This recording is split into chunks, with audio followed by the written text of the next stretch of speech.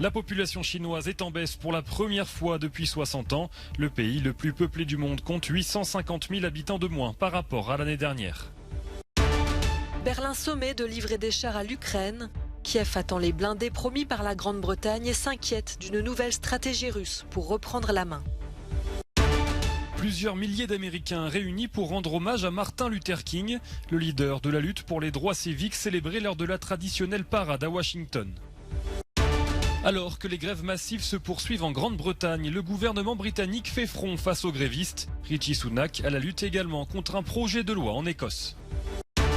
Forte chute de neige en Europe, circulation difficile, foyers privés d'électricité en Croatie et en Autriche. En France, 20 départements sont en vigilance orange.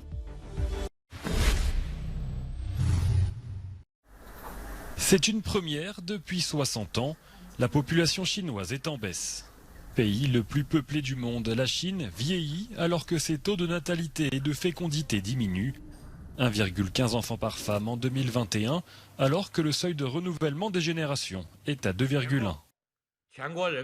À la fin de 2022, la population nationale était de 1,41 milliard de personnes, soit une diminution de 850 000 par rapport à celle de la fin de 2021.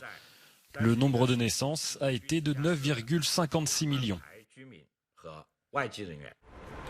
Pour les Chinois, à Pékin et à Shanghai, cette chute de la croissance démographique était inévitable. Avoir des enfants n'est plus au centre des préoccupations dans la Chine moderne. Pour ceux d'entre nous qui sont nés dans les années 80, nous sommes plus nombreux à être des enfants uniques. Il y a beaucoup de pression lorsqu'il s'agit de prendre soin de ses parents et d'améliorer sa qualité de vie à l'avenir. Il y a beaucoup de pression pour avoir des enfants. Qui ose avoir des enfants ? Le taux de chômage est si élevé, le Covid a tout détruit, il n'y a rien à faire. L'année prochaine, nous aurons à nouveau une croissance en baisse. Cette chute de la population devrait avoir des répercussions profondes sur l'économie chinoise. Des mesures ont déjà été prises pour inciter les couples à faire des enfants. Des primes de natalité pouvant aller jusqu'à 1 400 € ou des congés maternité fortement rallongés. L'Allemagne va-t-elle livrer des chars à l'Ukraine ? Le ministre de la Défense britannique demande à Berlin de fournir à Kiev des Léopard 2. Londres confirme l'envoi de 14 chars dans les prochaines semaines. C'est le premier pays occidental à le faire. Ces armes sont déjà sur le terrain, comme ici près de Lugansk. Nous sommes clairement impressionnés par les résultats. Je ne veux pas fanfaronner, mais nous avons frappé des cibles importantes, y compris l'infanterie ennemie. Tout va bien, on fait notre travail.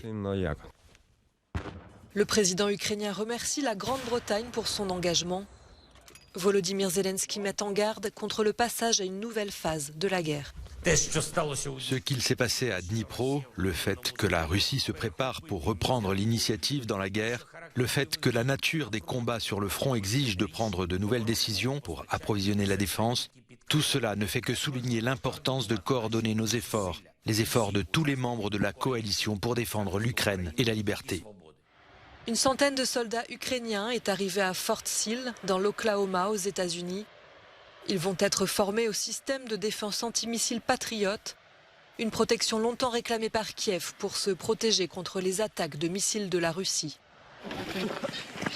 Les combats sont toujours très intenses autour de la ville de Soledar, à l'est. Des volontaires évacuent des civils coincés par la guerre, comme ici une femme en fauteuil roulant et une petite fille de 5 ans. Les opérations d'évacuation sont compliquées par les bombardements. Ils étaient plusieurs milliers rassemblés à Washington devant le mémorial dédié à Martin Luther King. Chaque année, le 3e lundi du mois de janvier est une journée de fête en l'honneur du leader de la lutte pour les droits civiques. L'occasion pour toutes les personnes réunies dans la capitale américaine de prier ensemble et de continuer à porter les combats de Martin Luther King. Le président Joe Biden a lui aussi rendu hommage au prix Nobel de la paix de 1964. L'heure est au choix. Choisirons-nous la démocratie plutôt que l'autocratie, la communauté plutôt que le chaos, l'amour plutôt que la haine? Ce sont les questions de notre temps et je me suis présenté à la présidence pour essayer d'y répondre. La vie et l'héritage du Dr King, à mon avis, nous montrent la voie à suivre. Nous devons regarder en arrière. Nous devons être prêts. L'avenue Martin Luther King à Washington, passage obligé de la traditionnelle parade, a vu défiler des milliers d'Américains. Plus de 120 organisations s'étaient inscrites pour y participer, un record depuis le début de la pandémie de Covid-19. Au Brésil, les autorités de la capitale renforcent la sécurité des bâtiments gouvernementaux saccagés par les émeutiers le 8 janvier, il y a plus d'une semaine. Les effectifs seront doublés, promet-on, à Brasilia. Le Parti des travailleurs du président Lula exclut toute amnistie pour les responsables de la tentative de coup d'État.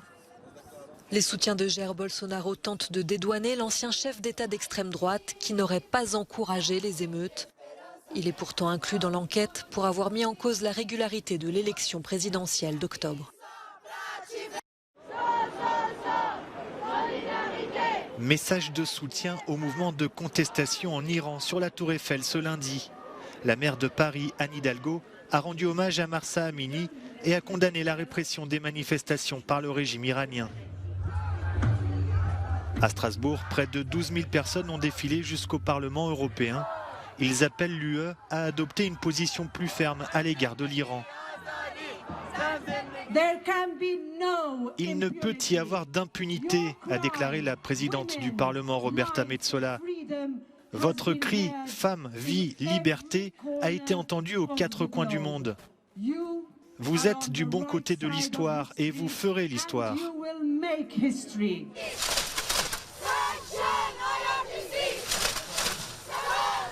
La marche de Strasbourg a été organisée par les Iraniens d'Europe à l'occasion du 44e anniversaire du jour où le dernier Shah d'Iran, Mohammad Reza Pahlavi, a quitté le pays sous la pression de la révolution islamique.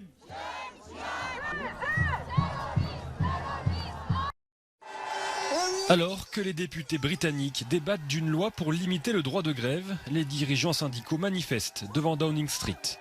Le Royaume-Uni est frappé depuis l'été dernier par un mouvement de grève de grande ampleur des cheminots au personnel de santé. Pour tenter d'y remédier, le gouvernement veut imposer aux grévistes un service minimum dans les secteurs clés. Selon le projet de loi adopté par la Chambre des communes, certains employés seraient tenus de travailler pendant une grève et risqueraient le licenciement s'ils refusent. Le Premier ministre Rishi Sunak s'est félicité sur Twitter de cette avancée. Avant Noël, j'ai promis de mieux soutenir les forces de l'ordre pour mettre fin aux manifestations perturbatrices. Aujourd'hui, ce gouvernement a tenu cette promesse. Le gouvernement de Rishi Sunak a par ailleurs décidé de bloquer un projet de loi écossais visant à faciliter la reconnaissance du changement de genre. C'est la première fois que ce mécanisme de blocage est utilisé par un gouvernement britannique. Cette loi a obtenu la majorité nécessaire au Parlement national écossais. C'est un outrage à la démocratie que le Parlement britannique cherche maintenant à renverser cela. Sur Twitter, la première ministre écossaise a dénoncé une attaque frontale sur la capacité de l'Écosse à prendre ses propres décisions sur les questions décentralisées. Ce veto du gouvernement britannique intervient 2 mois après que l'Écosse se soit vue refuser par la Cour suprême le droit d'organiser un nouveau référendum d'indépendance.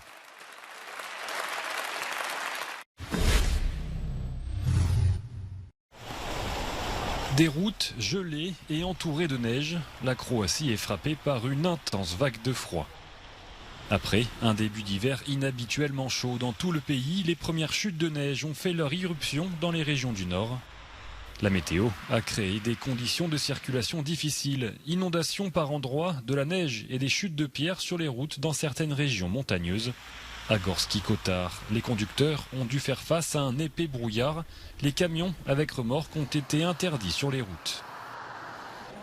Épisode neigeux également dans le sud de l'Autriche. Là encore, les conditions de circulation ont été rendues périlleuses par les fortes chutes de neige. De nombreux camions sont restés bloqués jusqu'au passage des chasse-neige, provoquant d'immenses embouteillages. Environ 13 000 foyers se sont retrouvés privés d'électricité. En France, 20 départements sont placés en vigilance orange.